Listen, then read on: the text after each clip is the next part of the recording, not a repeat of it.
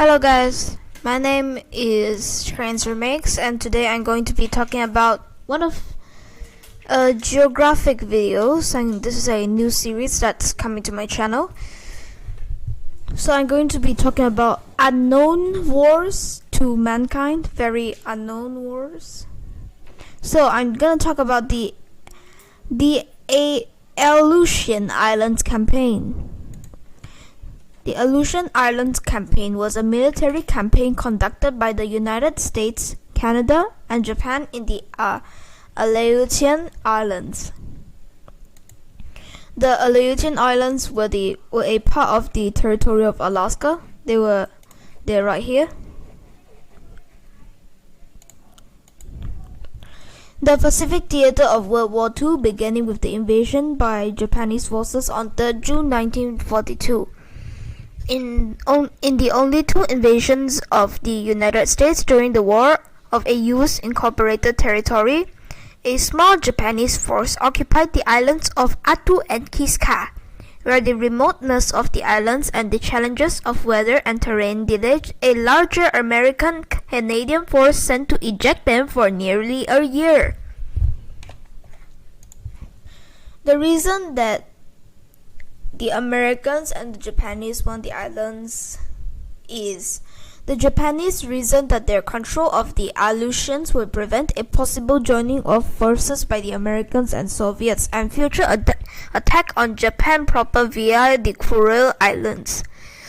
Similarly, the US feared that the islands could be used as bases from which to carry out a full-scale aerial attack on West Coast cities such as Anchorage, Seattle, San Francisco, or Los Angeles.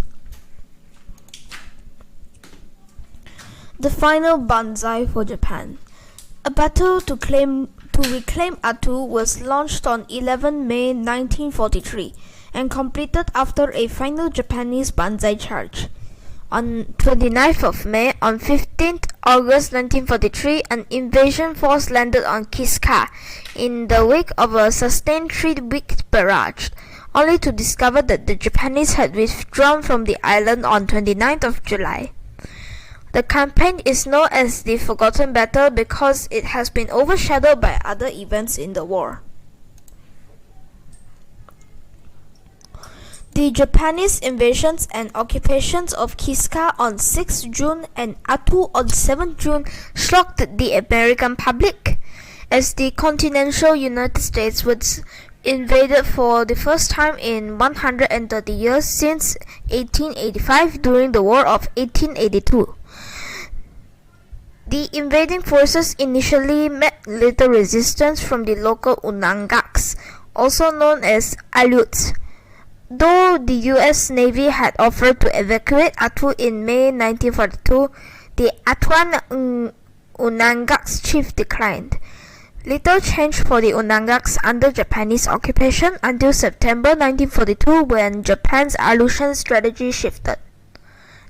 It was at this point that the Onondagas were taken to Hokkaido, Japan, and placed in an internment camp. The invasion of Attu and imprisonment of the local Onondagas became the justification for the United States policy of forcible evacuation of the Onondagas in the Aleutian Islands. Onondaga civilians were placed in internment camps in the Alaska Panhandle. Through the rest of the summer of 1942, aerial raids by either side could be flown only when the weather permitted.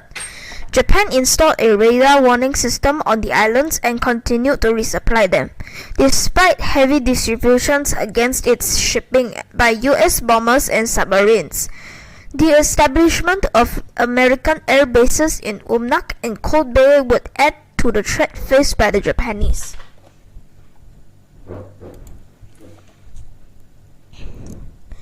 Many Americans feared that the Japanese would use the islands as bases to strike within range along the rest of the West Coast.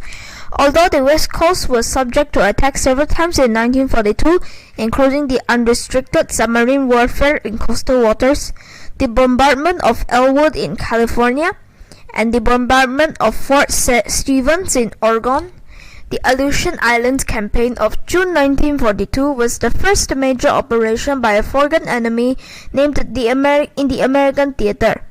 Lieutenant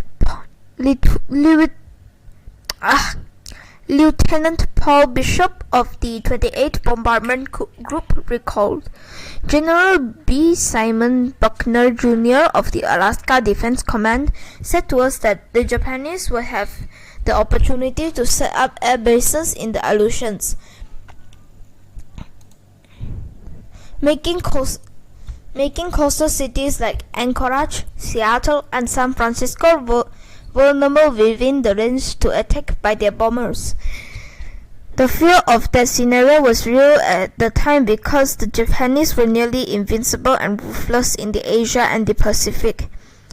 We knew that they bombed China relentlessly and by surprise on Pearl Harbor, so we had to make sure it wouldn't happen here in the continental US, similar to what the Germans did over London in Coventry.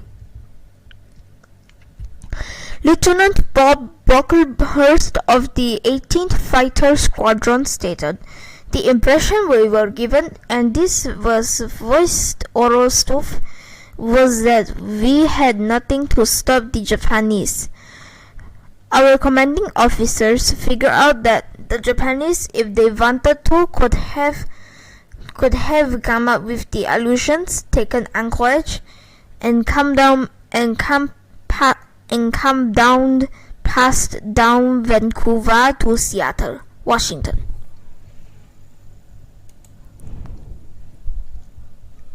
This now was the invasion of Attu.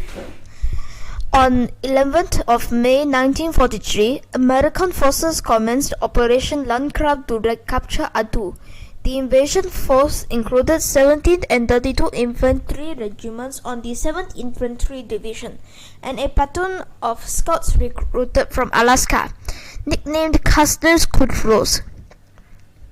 A shortage of landing craft, unsuitable beaches, and equipment that failed to operate in the appealing weather made it difficult for the Americans to exert force against the Japanese. American troops ensured snow and ice during the Battle of Attu in May 1943. Soldiers suffered from frostbite because the essential cold weather supplies could not be landed, and soldiers could not be relocated to where they were needed because vehicles could not operate on the tundra. Rather than engage the Americans where they landed, Colonel Yasuko Yamasaki had his forces dig into the high ground far from the shore. They resulted in a fierce combat with a total of 3,809 and 29 US casualties, with staggering 549 killed, 1,148 wounded, and another 1,200 suffering severe injuries from the cold weather. Also, 614 Americans died from disease and 308 from miscellaneous cases, mainly Japanese booby traps or friendly fire. On the 29th of May 1943, without the remainder of Japanese forces attacked near Massacre Bay, recorded as one of the largest banzai charges of the Pacific Campaign, Yamasaki penetrated so deep into the US lines that Japanese soldiers encountered rear echelon units of the Americans. After furious, brutal, often hand-to-hand combat, the Japanese force was virtually exterminated. Only 28 Japanese soldiers were taken in prisoner. None of them were officers. American burial teams counted 2,351 Japanese soldiers dead, but it was thought that hundreds more had been buried by bombardment during the battle. Alaska, the death trap for the Jap. Perfect. So, thank you guys for watching this video. Remember to like, share, and subscribe, and comment on what part of this war you like best, and comment if you even know this war at all. So, goodbye guys. I'll see you guys another time.